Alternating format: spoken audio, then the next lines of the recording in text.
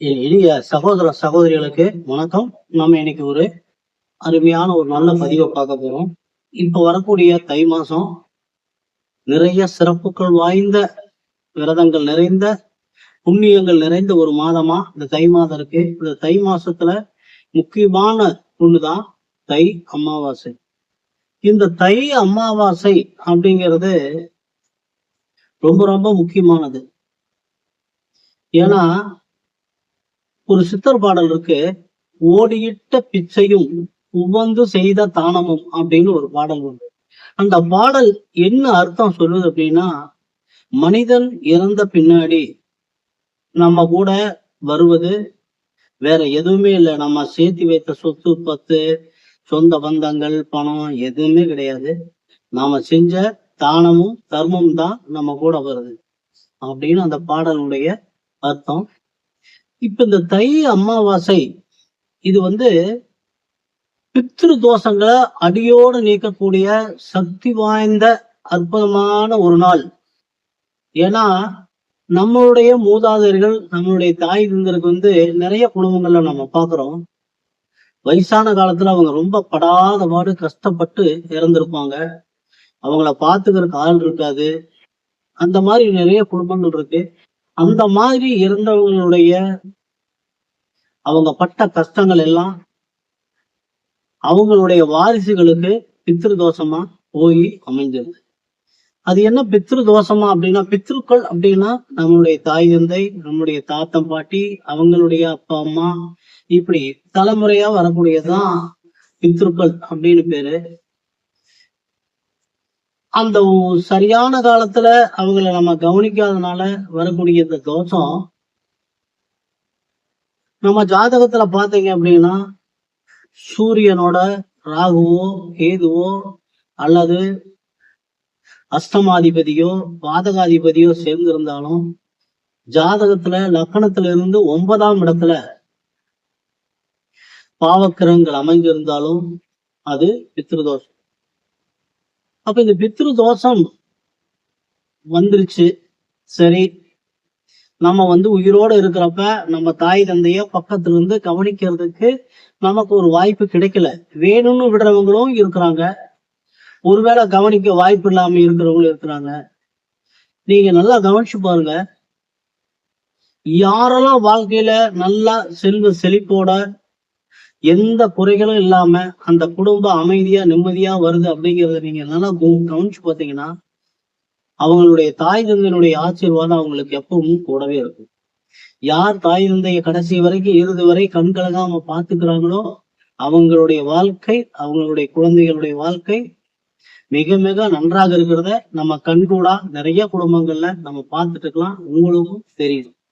அப்ப இருக்கிறப்ப நமக்கு கிடைக்க அந்த ஒரு செய்யக்கூடிய அந்த பாக்கியம் இல்லை, அல்லது அவங்க திடீர்னு கூட இறந்திருக்கலாம். அப்போ இப்போ என்ன பண்ணலாம் அப்படின்னா, இந்த தை அமாவாசைக்கு என்ன சிறப்பு இருக்கு? வருஷத்துல 12 அமாவாசைகள் வந்தாலும் ஆடி மாசம் வரக்கூடிய அமாவாசையும், புரட்டாசி மாசத்துல வரக்கூடிய மகாலய அமாவாசையும், தை மாசத்துல வரக்கூடிய அமாவாசையும் ரொம்ப ரொம்ப முக்கியம். ஏன்னா மற்ற அமாவாசைகள்ல மற்ற நாட்கள்ல நீங்க இறந்தவங்களுக்கு செய்யணும்னா, திதி கொடுக்கணும்னா, அந்த திதியை அவர்கள் இறந்த திதியை நீங்க ஞாபகம் வச்சிருக்கணும். அதை வச்சிருந்து வருஷம் வருஷம் கரெக்டா கொடுத்துட்டே வரணும். அப்படி கொடுக்க முடியல அப்படின்னா அந்த குடும்பத்துக்கு மிகுந்த சிரமம் வரும். ஆனா அதே சமயம் நீங்க தர்ப்பணம் மட்டும் பண்றீங்க அப்படின்னா அந்த ஒரு பாதிப்புகள் வர்றது இல்லை. ஒவ்வொரு முடிந்த வரைக்கும் யாருக்கெல்லாம் வாய்ப்பு கிடைக்குதோ அவங்க எல்லாம் ஒவ்வொரு அமாவாசையும் சூரியன் உதித்த பின்னால சூரியனை பார்த்து தாய் தந்தைக்கு தர்ப்பணம் பண்ணிட்டு வர்றீங்களோ, நீங்க பெரிய அளவுல பண்ண வேண்டாம், எள்ளும் தண்ணீரும் விட்டா போதும்.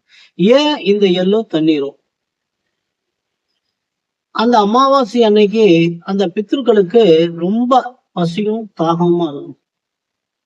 அப்ப அந்த பசிய போக்குறதுக்காக அந்த எள்ளும், தாகத்தை தணிப்பதற்காக அந்த நீரும் தான் அவங்களுக்கு அந்த உணவு. அப்ப இருக்கிறப்பதான் நம்ம செய்ய முடியல. இந்த ஒரு சின்ன ஒரு உதவிவாவது நம்மளால அவங்க இறந்த பின்னாடி நம்மளால செய்ய முடியும் இல்லையா? இன்னைக்கு நம்ம பார்த்தோம்னா நிறைய பேர் செய்யறாங்க. நீர்நிலைகள்ல பாக்குறப்ப முக்குடல் சேரக்கூடிய இடங்கள் எல்லாம் நிறைய பேர் செய்யறாங்க. இருந்தாலும் இன்னும் நிறைய பேர்த்துக்கு அதனுடைய தாக்கம் என்னன்னு தெரியல. அப்ப நம்ம நல்லா இருக்கணும்னா நம்மளுடைய மூதாதையர்கள் உயிரோட இருக்கிறப்பையும் நம்ம நல்லா பாத்துக்கணும். இறந்த பின்னாடியும் அவங்களுக்கு இந்த தர்ப்பணம் திதி நம்ம கொடுக்கணும். அப்படி செஞ்சுட்டு வர்றப்ப நமக்கு வரக்கூடிய கஷ்டங்கள் எல்லாத்தையும் அவங்க முன்கூட்டியே நமக்கு தெரிவிப்பாங்க. நம்மளை கூடவே இருந்து காப்பாற்றுவாங்க. அதனால இந்த வரக்கூடிய தை 4ஆம் தேதி 18/1/2026 ஞாயிற்றுக்கிழமை தை அமாவாசை வருது. மறக்காம எல்லாரும் உங்களுக்காகவும் உங்களுடைய சந்ததிகளுக்காகவும் இந்த தர்ப்பணத்தை செஞ்சுட்டு வாங்க. ஏன்னா தானமும் தர்மமும் அப்படிங்கிறது நம்மளை காப்பாத்துறதுக்கு. அது தர்ப்பணம்ங்கிறது நம்மளுடைய மூதாதையர்களுக்கு நம்ம கொடுக்கக்கூடிய உணவு. அதுவே மிகச்சிறந்த ஒரு மிகப்பெரிய தானத்தை எல்லாம் ஒரு பெரிய தானமா தான் அது கருதப்படுது. நம்ம மகாபாரதத்துல பாத்தீங்கன்னா கர்ணனுடைய உயிர் போவே போகாது. கிருஷ்ணர் போய் கர்ணன் செஞ்ச அந்த தானத்தை தர்மங்களை எல்லாம் தானமாக பெற்று விட்ட பின்னாலதான் அந்த கர்ணனை அழிக்க முடியும். அப்ப நமக்கு ஒரு கவசமாக நம்முடைய குடும்பத்தை காக்கக்கூடிய இன்னொரு இடம் பார்த்தா குலதெய்வம். அந்த குலதெய்வம் வழிபாடு, குலதெய்வத்து கோயிலையும் நம்மளுடைய பித்தர்கள் அங்க வந்திருப்பாங்க. குலதெய்வ பண்டிகை அன்னைக்கும் வந்திருப்பாங்க. அப்ப இந்த குலதெய்வ வழிபாட்டையும் நீங்க தொடர்ந்து செய்யுங்க. இந்த தை அமாவாசையில திதி தர்ப்பணம் கொடுங்க. உங்களுடைய எல்லோருடைய வாழ்க்கையும் நலமாகவும் வளமாகவும் மாறும். இது உறுதி அப்படின்னு சொல்லி மீண்டும் அடுத்த பதிவுல சந்திப்போம். நன்றி.